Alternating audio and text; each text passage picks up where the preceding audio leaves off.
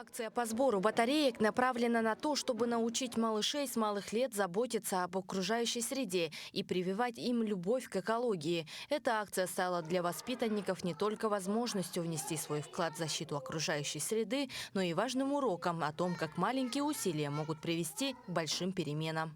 Дошкольный возраст – это оптимальный этап в развитии экологической культуры личности.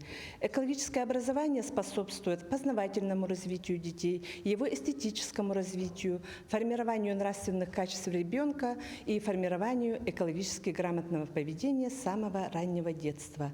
Наш детский сад уделяет особое внимание экологическому развитию подрастающего поколения.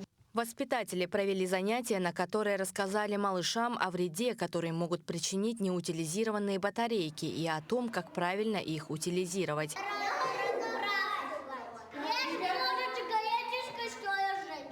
Дети не только проявили активность, но и получили ценные знания о необходимости охраны природы.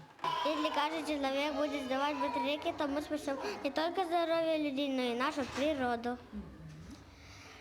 Надо сделать батарейки, чтобы наша природа не умерла. Нельзя бросать води и ешу. Нельзя разжигать костер в лесу, может произойти большой огонь.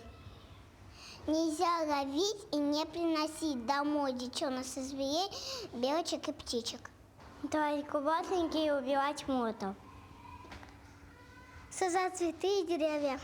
В день акции ребята собрали батарейки в специальный контейнер, установленный в детском саду. Каждый из них стал частью большой команды, которая заботится о будущем планеты.